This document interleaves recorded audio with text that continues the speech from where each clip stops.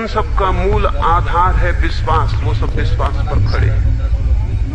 इसलिए विश्वास के द्वार पर जो भी दस्तक देगा वो अंधकार में उतर जाएगा, अज्ञान में उतर जाएगा, परमात्मा तक नहीं पहुंच सकता है। और सारे तथाकथित धर्मों ने यही समझाया है कि विश्वास करो। मैंने सुना है एक अद्भुत आदमी था, मुल्ला नसरुद्दीन। वो एक दिन दोपहर को एक वृक्ष पे चढ़ के कुछ पत्तियां काट रहा है, कुछ शाखाएं काट रहा है, लेकिन जिस शाखा पे बैठा है उसी को काट रहा है। नीचे से एक आदमी निकला और उसने चिल्लाया कि मुल्ला ये क्या करते हो, पागल हो गए हो? जिस शाखा पे बैठे हो उसी को काटते हो, गिरोगे, मरोगे। मुल्ला ने कहा अपने रास्ते जाओ। मैं किसी पर कभी विश्वास नहीं करता, मैं अपनी बुद्धि पे विश्वास करता हूँ। और मुल्ला शाखा को काटते रहे। फिर शाखा टूटी और मुल्ला जमीन पे गिरे। चोट खाई तो ख्याल आया कि गलती हो गई। जो उसने कहा था उस पे विश्वास करना चाहिए था। वो आदमी बड़ा ज्ञानी था, वो आदमी भविष्य का जानकार था। तब तो उसने बता दिया कि अगर काटते रहोगे तो गिरोगे। भविष्य की घटना पहले बता दी। कोई ज्योतिषी था मालूम होता है। मुल्ला भागे उसके पीछे, उसे रास्ते में पकड़ा और पैर पकड़ लिया और कहा कि मैं बड़ा अभागा हूँ कि इतना महान ज्योतिषी नीचे से गुजरता था। उसने इतनी बढ़िया बात कही, भविष्य की बात बताई, मैंने नहीं मानी। अब तो मैं तुमसे कुछ और भी पूछना आया हूं, तुम जो भी कहोगे मैं मान लूंगा। उस आदमी ने कहा और मैं कुछ नहीं जानता हूं, ना मैं कोई जोशी हूं, न इसका भविष्य से कोई संबंध है। तो सीधी विचार की बात थी कि जिस शाखा पे बैठ के काटते हो। मुल्ला ने कहा विचार की बात मत करो। मैंने विचार करके देख लिया और नुकसान उठाया। मैं जमीन पे गिर पड़ा, पैर टूट गए। अब तो मैं विश्वास करूंगा। तुम मुझे ये और बता दो कि मेरी मृत्यु कब आएगी। उस आदमी ने कहा पागल हो गए हो, मुझे कुछ भी पता नहीं, मैं कोई जोशी नहीं। लेकिन जितना उसने बचना चाहा, मुल्ला ने समझा कि वो आदमी छिपाना चाहता है। अब मुल्ला तो नासमझ थे ही, नहीं तो उस शाखा को न काटते जिस पे बैठे थे। वही नासमझ आदमी अब इसको पकड़ लिया और जोर से कहने लगा कि मैं जाने न दूंगा जब तक ये न बताओगे कि मेरी मृत्यु कब है। आखिर उस आदमी को क्रोध आ गया और उसने कहा कि अभी मर जाओगे, अभी मर जाओगे, अब मुझे मेरा पीछा छोड़ो। मुल्ला ने सुना अभी मर जाओगे। मुल्ला ने कहा कि जब अभी मर जाओगे, ये जोशी ने कहा, तो मर जाना जरूरी है। मुल्ला फौरन गिर पड़े और मर गए। 4 लोगों ने उस आदमी को उनकी अर्थी में साथ देना पड़ा। वो आदमी भी हैरान हुआ कि बड़ी आश्चर्य की बात है। चारों आदमी अर्थी लेके चले, चौरस्ते पे पहुंचे। एक रास्ता मरघट को बाएं की तरफ से जाता था, एक दाएं की तरफ से। वो सब सोचने लगे कि बाएं की तरफ से जल्दी पहुंचेंगे कि दाएं की तरफ से। मुल्ला ने सिर उठाया और कहा कि मैं बता सकता था, लेकिन चूंकि मैं मर गया हूं इसलिए अब मैं कुछ भी नहीं बोल सकता। वैसे जब मैं जिंदा था तो मैं बाएं की तरफ से जाता था, वो रास्ता करीब का है। उन्होंने अर्थी नीचे पटक दी कि मुल्ला तुम पागल हो। मुल्ला ने कहा पहले एक दफे विचार करके धोखा खा चुका, अब तो मैंने विश्वास कर लिया है कि मैं मर गया हूं। मुल्ला ने न तो पहली दफे विचार किया था, मुल्ला पहली दफे भी अंधा था बिना विचार किए, क्योंकि विचार करता तो उसी शाखा को न काटता जिस पे बैठा हुआ था। पहली दफे विचार नहीं किया था, वो अविचार था। उस अविचार से नुकसान उठाया था। नुकसान उठाने के डर से अब उसने दूसरा अविचार किया, विश्वास किया। अब वो विश्वास करके जिंदा जी मरने की कोशिश कर रहा है। आदमी अविचार से नुकसान उठाया है, ये सच है। और जो आदमी अविचार में जिएगा वो खतरों में जाएगा। अविचार के कारण कुछ लोग उसका शोषण करते हैं और उससे कहते हैं कि तुम विश्वास करो।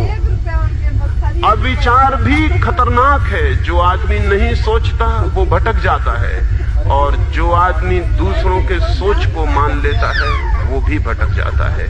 अपना सोच चाहिए, अपना विचार चाहिए।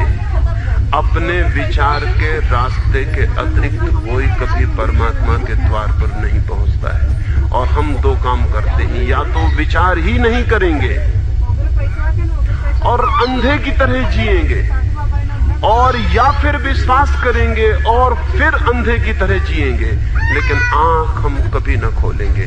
दुनिया अविचार में रही है और उस अविचारपूर्ण दुनिया को ये बताया जा सकता है कि तुम अविचार के कारण कष्ट भोग रहे हो, आओ हम तुम्हें विचार देते हैं। विश्वास का अर्थ है दूसरे के द्वारा दिया गया विचार, और जो विचार दूसरे के लिए दिया जाता है, दूसरे के द्वारा दिया जाता है, वो कभी किसी व्यक्ति की निज आत्मा को जागृत करने वाला नहीं होता, सुलाने वाला होता है। हम तो उससे ही जागते हैं जो हम सोचते हैं, हम तो उससे ही उठते हैं जो हमारे भीतर मंथन होता है, लेकिन विश्वास ने मनुष्यों के भीतर मंथन की संभावना बंद कर दी और सिखाया जा रहा है कि श्रद्धा करो, विश्वास करो, सोचो मत, दूसरा जो कहता है उसे मान लो। कोई तीर्थंकर कहता है उसे मान लो, कोई पैगंबर कहता है उसे मान लो, कोई महात्मा कहता है उसे मान लो, कोई ईश्वर का पुत्र कहता है उसे मान लो, लेकिन तुम मत सोचना न तुम तीर्थंकर हो, न तुम भगवान हो, न तुम ईश्वर के पुत्र हो। और कुछ लोगों ने तीर्थंकर होने, भगवान के पुत्र होने, पैगंबर होने, अवतार होने का ठेका ले रखा है। और ये सारे लोग क्या हैं? अगर एक भी आदमी तीर्थंकर हुआ है दुनिया में तो सब आदमी तीर्थंकर हैं, चाहे सोए हुए हों चाहे जागे हुए, ये फर्क हो सकता है। अगर एक आदमी भी दुनिया में ईश्वर का अवतार हुआ है तो सब आदमी ईश्वर के अवतार हैं, चाहे कोई जागा हुआ हो चाहे कोई सोया हुआ हो। अगर एक आदमी भी ईश्वर का पुत्र है तो सभी आदमी ईश्वर के पुत्र हैं। लेकिन ये सिखाया जा रहा है कि कोई ईश्वर है, कोई ईश्वर का पुत्र है, कोई अवतार है, कोई तीर्थंकर है, और सबका काम क्या है? सबका काम है आंख बंद करके उसे मानो। सबके भीतर परमात्मा नहीं है, सबके भीतर आंख बंद करने की आवश्यकता है। अगर परमात्मा सबके भीतर है तो सबकी आंख खुली हुई होनी चाहिए, और अगर परमात्मा सबके भीतर है तो सबके भीतर पूजा का स्थल है, और तब किसी की पूजा अनुचित है, तब किसी की भी पूजा का आग्रह शोषण है, तब किसी भी पूजा का अड्डा बनाना आदमी को भटकाना और भरमाना है। आदमी पूज्य है ये तो समझ में आ सकता है, लेकिन कोई आदमी पूज्य है ये खतरनाक है।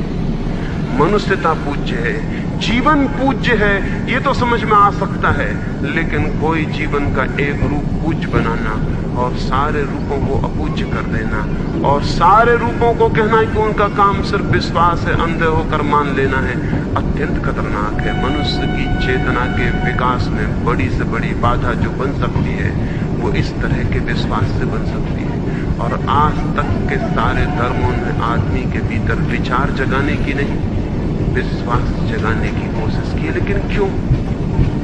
असल में जिनको भी नेतृत्व करना हो, चाहे वे धार्मिक लोग हों और चाहे राजनीतिक लोग हों, जिनको भी नेतृत्व करना हो वो दूसरों में अंधापन जगाए बिना नेतृत्व नहीं कर सकते। नेता दूसरों के अंधेपन पर जीता है, नेता दूसरों के अंधेपन से भोजन पाता है। जितने ज्यादा अंधे लोग होंगे उतना बड़ा नेता हो सकता है वो, जितने ज्यादा अंधे लोग होंगे उतने ज्यादा नेता होंगे।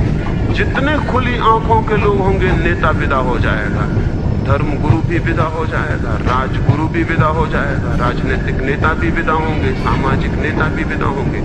एक ऐसी दुनिया चाहिए जहां मनुष्य अपना नेतृत्व स्वयं करने में समर्थ हो और कोई उसका नेता न हो। लेकिन नेताओं को बड़ा दुख और पीड़ा होती है इस बात से, इसलिए नेता प्रचार करते रहते हैं आदमी के अंधे होने का, और इस बात की कोशिश करते हैं कोई सोचे ना। सोचने की कोई जरूरत नहीं है, सोचना मत। सोचना खतरनाक है, सोचना डेंजरस है, सोचने में भय है, जोखिम है।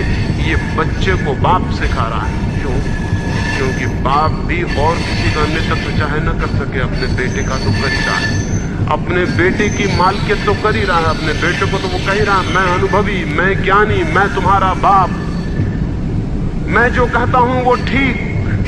दुनिया में कोई कुछ कहे, किसी के कहने से कुछ ठीक नहीं होता, ठीक होता है